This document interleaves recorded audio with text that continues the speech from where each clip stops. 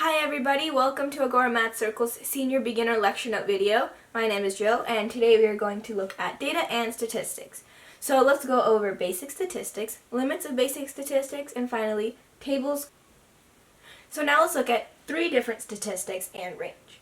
So first, we have the mean, and the mean of a group of values is the sum of all the values divided by the number of values. The mean is also known as the average. Next, we have median. And to find the median, we have to group the values, or order the values, from least to greatest. So, if we have 5 values, and we order it from least to greatest, the middle number will be the median. So this is for an odd number of values. The middle will always be the median. But if you have an even number of values, for example 6 values, you'll find the 2 middle values and find the average.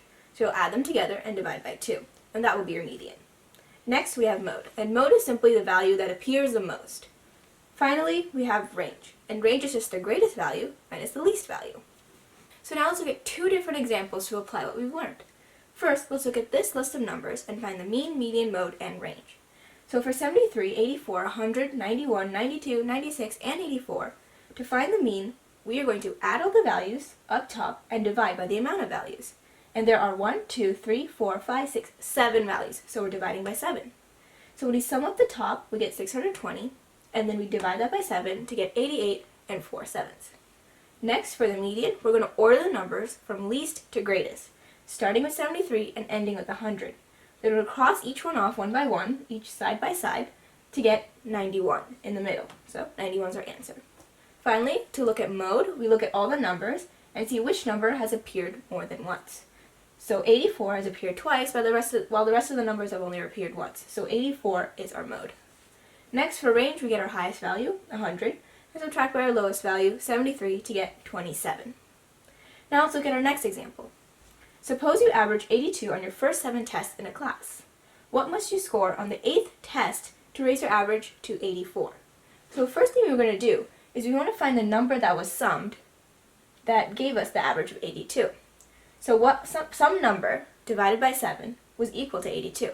So to find that number, which I put as x here, we can just rearrange the equation and just do 82 times 7, which gives us 574. And that's the number that was the sum on top for the first average. Next, we're going to look at the average that we want, which is 84. And since we're taking 8 tests, we change this number to 8.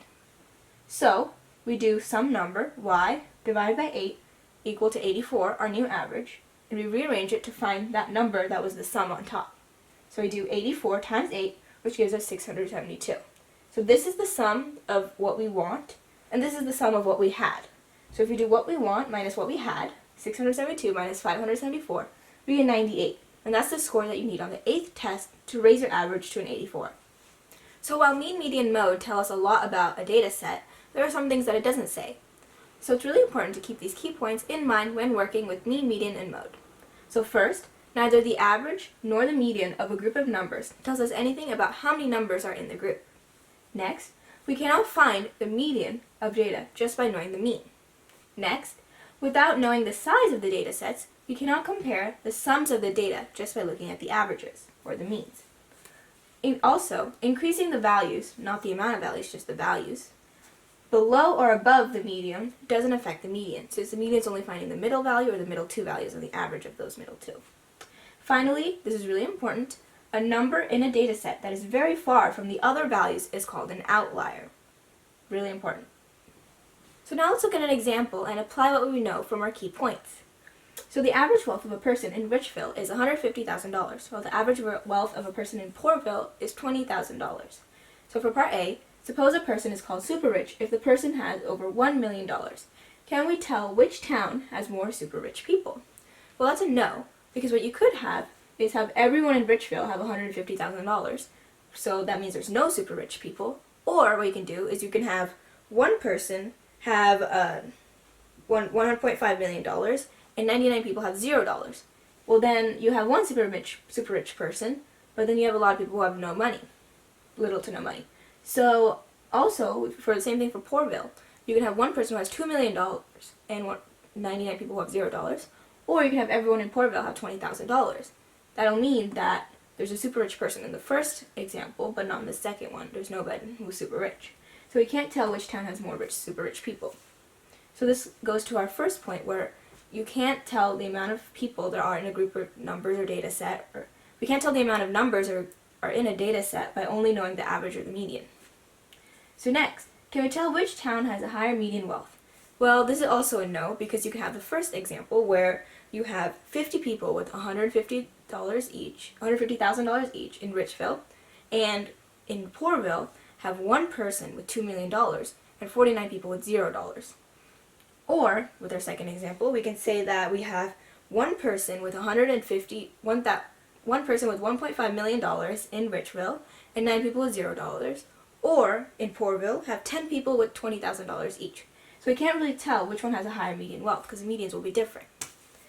So, that goes to our second point. We can't tell anything about the average using just the median. Now for part C, if both towns have the same number of people, can we tell which town has a higher total wealth? Well, this is a no, because without knowing the size of the data sets, we can't compare the sums, whatever's on top, of the medians. Sums of what calculate the means. So next point, suppose a person with $1 million and 4 people who have $0 move into Richville. Would the average wealth change? So this is going to be yes, and it's going to increase, because we're going to add $1 million to the top of our equation, the sum, and we're going to add 5 people to the bottom. So on top we'll have the amount of people who have $150,000 times 150,000.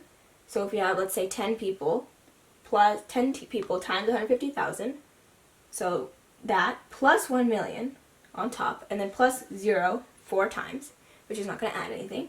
And on the bottom we'll have the amount of people who have 150,000, so let's just say 10, plus the one person who has 1 million, plus the 4 people who have 0. We have to add those 4 people. Even though they didn't add anything to the top, we're still including them as a value in our data set. So that's why our average is going to change, and it's going to increase because of this 1 million, and because it's so big. So next, let's look at tables, graphs, and charts. So first, let's start with a table. This is how a table looks like. You have rows and columns and a title. So a title just gives us the general information about the table, and the rows give us what the information is in the row, and columns give what information is in the column. For example, we have here grades, and here we have middle schools. So the columns each represent a grade, and each row represent a middle school. So if we look at this box right here, this box is saying that in East Middle School we have 213 6th graders, and so on. So first thing we want to do is complete the table.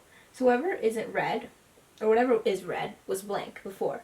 So we completed it by finding the total sum. So all this wasn't there, ignore this bottom row.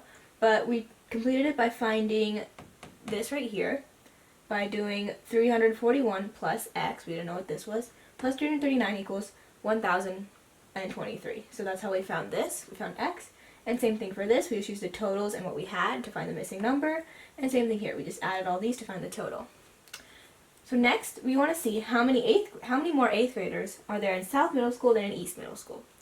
So, first thing I do is find South Middle School 8th graders. So South Middle School 8th graders, 339. Then I find East Middle School 8th graders, which is right here, 217. So I do 339 minus 217, because it says how many more 8th graders are in South Middle School than in East Middle School. So 339 minus 217, which gives us 122. Next, we're going to say which grade has the most students total across all the schools. So this is where I added another row to the table, which is the totals. And to do that, I totaled all the people from each grade, all the students, to get this right here.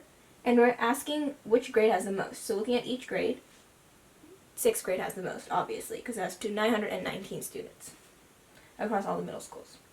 Finally, we're going to look at which school has the highest average number of students per grade. So to do this, what I did was found the school that had the most total. Since they all have 3 grades, we all know that the sum on top is going to be divided by 3 for each one. So I just looked at whatever number is going to be the most on top, which is going to be 1,023. So South Middle School is going to have the most students per grade, because it's going to be 1,023 divided by 3. Well, the rest of these will be smaller. Okay, and finally, which school is the most likely to need more 7th grader teachers next year? So to do this, what I looked at was the 6th graders, and so how many more 6th graders are there than 7th graders? And whichever one has the most 6th graders over most sixth graders, and has more sixth graders that are going to go to seventh grade, that means that they're going to need more seventh grade teachers.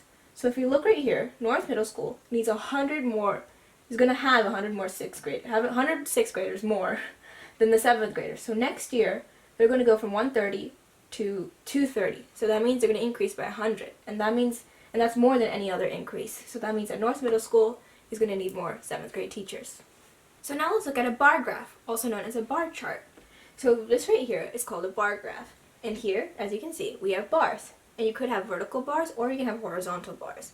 So usually you'll have an x-axis and a y-axis. And you'll also have quantities, usually in the x-axis, or it could be on the y-axis, usually on the y-axis, but it also could be on the x-axis. And then you'll have categories. So here, this right here, the y-axis is the number of students, and the x-axis is what a student is thinking about.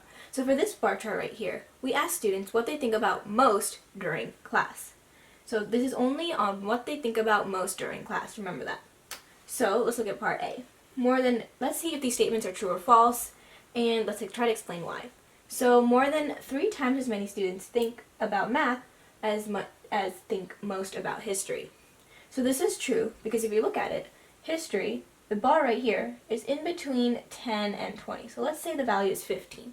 This means that about 15 students, as you can see, it says number of students, so 15 students think about history most during class. And we're trying to see if that's 3 times as much as math. So 15 times 3 is 45. So that means 45 is about right here. And as you can see, the math bar is higher than 3 times as much as the history bar. So that means this statement is true. Now for the second statement, more students think most about math than we and Rubik's Cube put together. So first, let's look at math. We have about 50 people thinking about math. Then let's look at the we and the Rubik's Cube and try to put them together. So we is about between 40 and 50. So let's say it's 45. And the Rubik's Cube is a little under 30. So let's say it's 29. So 29 plus 45 is definitely definitely more than the math. So that means that this statement is false because most students actually think about Rubik's Cube, and more students who think about Rubik's Cube and we combined is more than math. So next, more than half the class thinks most about Facebook. Alright, so first let's look at Facebook. We have about 70 kids thinking about Facebook. Now let's think how many total students are in the class. So we'll have to add the number of students from each category to find the total, minus Facebook. So math is 50, then we have about 15 plus 45, and then plus about 29, and then plus about 28, let's say. So that is definitely way more than 70. So that means that you can't have more than half the class think most about Facebook. So this statement is false. Then finally, most students spend more time thinking about we than about Rubik's Cube. So this is false because we don't really know from this table. This table only tells us what number of students think about the most, what they think about the most. So it doesn't tell us that how long a student might take to think about something. So let's say that for we only know that about 45 students think about we the most. You could think about we a little bit and then think about Rubik's Cube a lot. Then you'll have Rubik's Cube as your most. Or you might think about Facebook a little bit, but Harry Potter the most. So you'll have Harry Potter in that category because it's the most. So it doesn't tell us how long a student takes to think about something. It only tells us what they think about most and how many of them think about these things. So here are 3 more graphs and charts that you can use. Here is a line graph. And you can also, just like a bar graph, you'll have an x and y axis. So for the x-axis, you can have something, and on the y-axis, you'll have something. And what you can do is you can align the points. So this point right here is on Sunday, so these are days of the week, and on 2. So this is showing tree growth, and it's saying how many inches or how many centimeters it grows. And so on Sunday, it said that it grew to 2 inches. And Monday, it grew to, let's say, it's between 2 and 4, so let's say 3 inches. Tuesday, it grew to about 4 inches, and so on. So you can track the growth as you go throughout the days. So usually this quantity will be increasing, and this quantity will be increasing this way. So next we have a stem and leaf plot. So this, we have a vertical line that splits a number into its digits. So this right here is showing the tens digit and beyond of a number, and this is showing only the ones digit. So when you have a 5 and a line and a 0, that means that it's 50. And if you have a 6 and then a 1 and a 2, it doesn't mean it's 612. It means 61 and then 62. And also remember, these are always going to be in order from least value to greatest value. See how it's 1, 2, and not 2, 1? Next you have 7 and then 3, 4, so that means 73 and 74. And now you have 11 and then 5 and 9, so that means 115 and then 119. Next you have a pie chart, and this shows percents from a whole. So that means that, let's say you have a pizza, and we're going to say that 33% of it is made with dough, and another 25% of it is going to be made with cheese, another 25%, 27% right here is made out of, let's say, toppings, and then 10% is made of, I don't know, extra cheese. So that is a pie chart. It's going to show percents of a whole. So those are 3 new graphs and charts. So thank you so much for watching this video. I really hope you enjoyed, and don't forget to like and subscribe. Thank you. Don't forget to subscribe and like. If you have any questions, you can email info@agoramathcircle.org or comment below and we'll reply back. Maybe.